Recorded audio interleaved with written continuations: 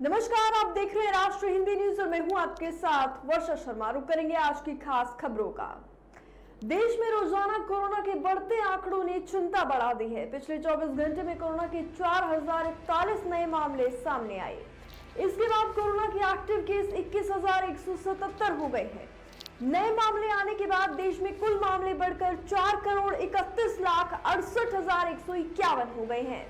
Corona से 10 मरीजों की मौत दर्ज की गई है, जिसके बाद मरने वालों की कुल संख्या 5,24,651 हो गई है।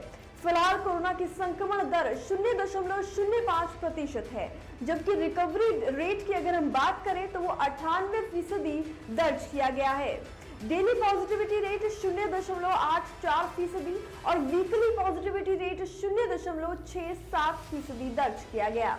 दिल्ली में गुरुवार को 373 नए मामले सामने आए, जबकि 2 मरीजों की मौत हुई। इसके बाद दिल्ली में एक्टिव केसों की संख्या 1,490 हो गई है और मरने वालों की कुल संख्या 26,212 पहुंच गई। पिछले 24 घंटे में कोरोना के 488 लोग ठीक होकर अपने घर पहुंचे।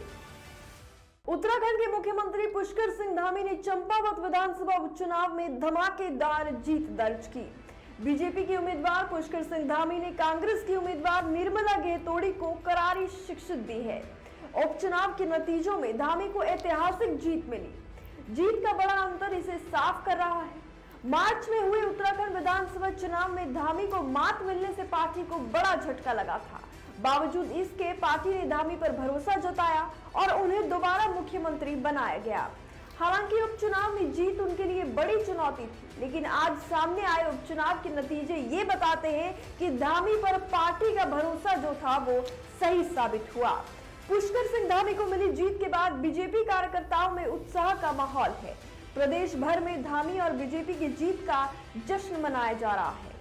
10 मार्च को उत्तराखंड विधानसभा चुनाव के नतीजे सामने आने के बाद और धामी को खटीमा से हार मिलने के बाद कई दिनों तक सस्पेंस के बाद 21 मार्च को नए सीएम के तौर पर पुष्कर सिंह धामी के नाम का ऐलान किया गया था। ज्ञानवापी विवाद पर राष्ट्रीय स्वयंसेवक संघ आरएसएस प्रमुख मोहन भागवत का बड़ा बयान सामने आया। नागपुर में आरएसएस के एक कार्यक्रम में गुरुवार शाम भागवत ने कहा, ज्ञानवापी का एक इतिहास है जिसे हम बदल नहीं सकते। आज के हिंदू और मुसलमानों ने इसे नहीं बनाया है।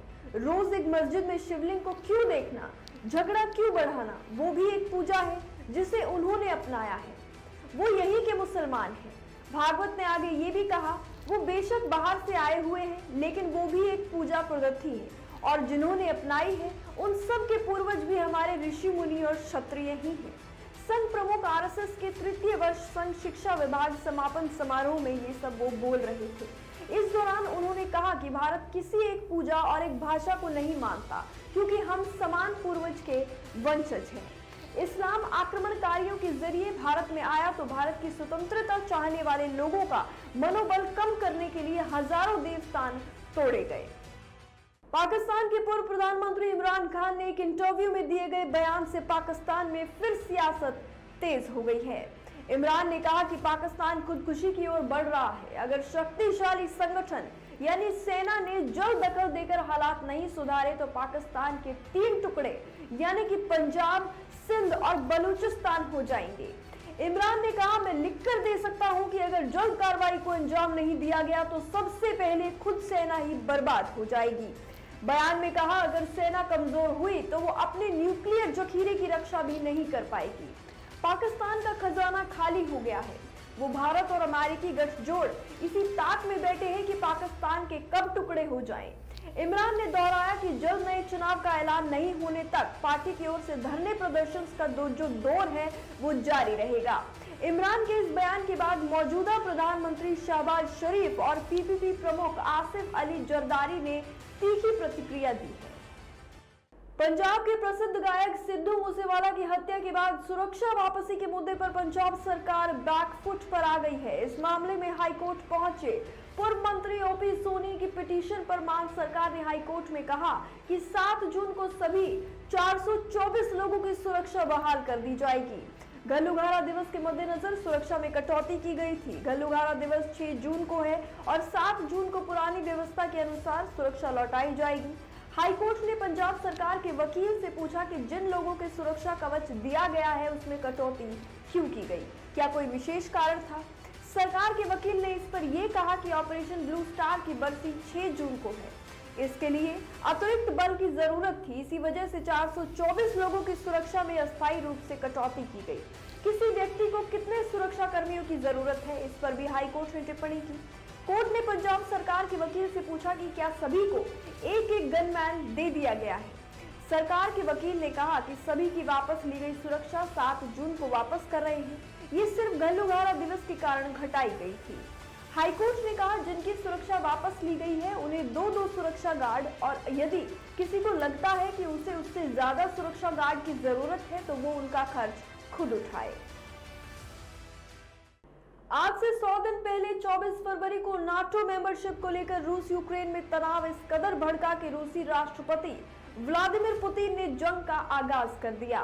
तब से इन बीते 100 दिनों में यूक्रेन की तस्वीर पूरी तरह बदल चुकी है।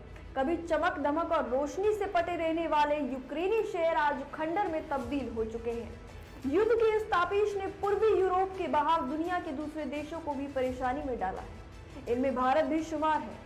आज हम आपको बताएंगे कि बीते 100 दिनों में किस तरह इस युद्ध इसकी वजह से रूस यूक्रेन के साथ भारत को भी मुश्किलों का सामना करना पड़ा। सबसे पहले भारत की बात करें तो जंग शुरू होने के बाद 3 महीने के भीतर ही फॉरेन पोर्टफोलियो इन्वेस्टर्स ने इंडियन मार्केट से 1 लाख करोड़ रुपए निकाल लिए गए, जबकि इससे पहले पिछले 9 महीने में कुल 50,000 करोड़ रुपए ही निकाले गए थे। भारत सहित दुनिया भर के सभी उभरते हुए बाजारों को महंगाई की वजह से मौद्रिक तंगी का सामना करना पड़ रहा है। पंजाबी सिंगर सिद्धू मूसेवाला की हत्या के मामले में दिल्ली और पंजाब पुलिस की छापेमारी जारी है। सूत्रों के मुताबिक सिद्धू मूसेवाला की हत्या के मामले में दिल्ली पुलिस की स्पेशल सेल टीम आज नेपाल पहुंची। स्पेशल सेल को शक है कि मूसेवाला की हत्या के बाद शूटर्स नेपाल छिपे हो सकते हैं। शूटर्स की नेपाल में तलाश की जा रही है। इसी बीच पुलिस ने उन वीडियो का सहारा लेना शुरू किया जो हत्याकांड के बाद से अब तक वायरल वीडियो की शक्ल में सामने आ चुकी है। अंदाजा यही लगाया जा रहा है कि अब तक जितने भी वीडियो सामने आए वो अब पुलिस को अंधेरे में रोशनी दिखाकर उस कातिल तक पहुंचा देंगे जिसकी शक्ल देखने के लिए पंजाब पुलिस बेचैन है। यह यूं कहा जाए कि पंजाब पुलिस नहीं, सभी नागरिक जो भी सिद्धू मूसेवाले के फैन थे और जो नहीं भी थे, सभी की निगाहें उसको देखने के लिए बेचैन हैं जिसने उन्हें मौत के घाट उतार दिया। तो अब देखना होगा कि नेपाल जाना दिल्ली पुलिस का कितना कारगर साबित होता है और क्या उन शातिर शूटर्स का पता दिल्ली पुलिस लगा पाएगी। नगरीय निकाय और अगले साल प्रस्तावित विधानसभा चुनाव में टिकट का सपना देख रहे नेता पुत्रों को भाजपा के राष्ट्रीय अध्यक्ष जेपी नड्डा ने बड़ा झटका दिया। बुधवार को अपने भोपाल दौरे पर उन्होंने साफ कर दिया कि किसी भी नेता पुत्र को टिकट नहीं मिलेगा। अभी जो सामने अपडेट है उसके मुताबिक केंद्रीय संगठन ने जो पॉलिसी बनाई है उसी हिसाब से टिकट का वितरण होगा, ये जेपी नड्डा ने कहा। भोपाल में बुधवार को भाजपा प्रदेश कार्यालय में एक सवाल के जवाब में उन्होंने आगे कहा कि संगठन ने तय किया है कि एक व्यक्ति को एक काम देना है। ये केवल विधानसभा चुनाव नहीं बल्कि निकाय चुनाव में भी लागू होगा। नड्डा ने यूपी का उदाहरण देते हुए कहा कि वहां कई सांसदों के बेटे अच्छा काम करने पर दावेदार थे लेकिन उन्हें टिकट नहीं दिया गया। नेताओं के बेटे फिलहाल संगठन के काम में लगे रहे। भोपाल में नड्डा ने कहा कि हमें परिवारवाद के कॉन्सेप्ट को समझना होगा। हमारा मानना है कि पिता अध्यक्ष, बेटा जनरल सेक्रेटरी, पार्लियामेंट्री बोर्ड में चाचा ताया ताई, ये परिवारवाद है और बीजेपी इसका समर्थन नहीं करती। साउथ अफ्रीका के खिलाफ 5 मैचों की T20 सीरीज की शुरुआत 9 जून से हो रही है। टीम में कई सीनियर खिलाड़ियों को आराम देते हुए युवा चेहरों को मौका दिया गया। अर्शदीप सिंह और उमरान मलिक को IPL 15 में उनके प्रदर्शन को आधार बनाते हुए पहली बार टीम में जगह मिली। हालांकि टूर्नामेंट में कई ऐसे खिलाड़ी भी थे जिनको उनके प्रदर्शन का इनाम नहीं मिला, जो टीम इंडिया में खेलने के हकदार थे। टीम इंडिया और पंजाब के सलामी बल्लेबाज शिखर धवन का बल्ला IPL के 15वें सीजन में खूब बोला। उन्होंने इस सीजन 14 मैचों में 122.67 के स्ट्राइक रेट से 460 रन बनाए। इस दौरान उनके बल्ले ने 3 अर्धशतक निकले। इंटरनेशनल क्रिकेट में भी धवन 86 T20 पारियों में 126.86 के स्ट्राइक रेट से 1758 रन बना चुके हैं, लेकिन साउथ अफ्रीका के खिलाफ सीरीज के लिए उन्हें ओपनिंग का विकल्प तक नहीं माना गया। महाराष्ट्र में कोरोना के बढ़ते मामलों ने राज्य सरकार को चिंता में डाल दिया है। इसी क्रम में राज्य के कोविड-19 टास्क फोर्स के साथ सीएम उद्धव ठाकरे ने बैठक की। इस दौरान उन्होंने कहा कि अगर लोग फिर से कोविड प्रतिबंधों का अनुभव नहीं करना चाहते तो लोग मास्क का इस्तेमाल करें। महाराष्ट्र में सक्रिय मरीजों की संख्या 4,559 हो गई है। सीएम ने कहा कि मामलों की संख्या और बढ़ने की संभावना है। सीएम ने कहा, हम अगले 15 दिनों तक नजर रखेंगे। कोरोना आगे ना फैले, इसके लिए लोगों को कोविड गाइडलाइंस का पालन भी करना होगा। बैठक के दौरान सीएम ने अधिकारियों से महामारी के पीक के दौरान बनाए गए फील्ड अस्पतालों को तैयार रखने के साथ साथ मौजूदा स्वास्थ्य बुनियादी ढांचे का जायजा लेने को कहा। बैठक में उन्होंने टीकाकरण में तेजी लाने की जरूरत पर भी जोर दिया। बैठक में सीएम उद्धव ठाकरे ने कहा कि भीड़ वाले सार्वजनिक स्थानों पर मास्क जरूर पहनें। कश्मीर में हो रही हिंदुओं की हत्या को लेकर शिवसेना नेता संजय राउत ने केंद्र सरकार पर जमकर हमला बोला। उन्होंने कहा कि आज कश्मीर में वही हालात पैदा हो गए हैं जो 1990 के दशक में थे। शिवसेना नेता ने कहा कि भाजपा ने कश्मीरी पंडितों की घाटी में वापसी की बात की थी और उसी के तहत हिंदुत्व के नाम पर वोट हासिल किए थे, जिसका अब कश्मीर की जनता को कोई फायदा होता नहीं दिख रहा है। संजय राउत ने केंद्र सरकार द्वारा जम्मू कश्मीर में धारा 370 को निरस्त करने पर भी सवाल उठाए। राउत ने कहा कि धारा 370 हटाने के बावजूद लोगों के जीवन में कोई सुधार नहीं हुआ। सरकार को जल्द ही कुछ बड़ा कदम उठाना चाहिए। चुनाव रणनीतिकार से नेता बने प्रशांत किशोर ने बिहार की नीतीश सरकार को एक बार फिर निशाने पर लिया। किशोर ने आरोप लगाया कि बिहार में शराबबंदी पूरी तरह विफल रही है, लेकिन मुख्यमंत्री नीतीश कुमार इस वास्तविकता को स्वीकार नहीं करना चाहते। प्रशांत किशोर राजधानी पटना से सटे हाजीपुर में एक जनसभा को संबोधित कर रहे थे। बिहार में 2016 से शराब पीने और इसकी बिक्री पर सरकार ने पूरी तरह से पाबंदी लगा रखी है। हाल ही में बिहार से राजनीतिक अभियान शुरू करने वाले प्रशांत किशोर इन दिनों प्रदेश भर का दौरा कर रहे हैं। इसी क्रम में बीते गुरुवार को वो वैशाली जिला मुख्यालय हाजीपुर में जन सुराज अभियान के तहत एक सभा को संबोधित कर रहे थे। इस दौरान उन्होंने आरोप लगाया कि बिहार में शराब पर प्रतिबंध लगाना पूरी तरह से विफल रहा है। पूर्ण शराबबंदी वाला राज्य होने के बावजूद जो चाहते हैं उन्हें आसानी से यहाँ शराब मिल जाती है।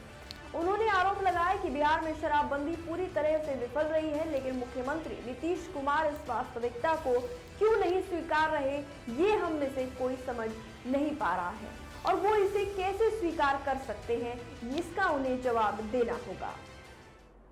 फिलहाल के लिए इतना ही। बाकी अपडेट्स के लिए बने रहिए राष्ट्रीय हिंदी न्यूज के साथ। जय हिंद।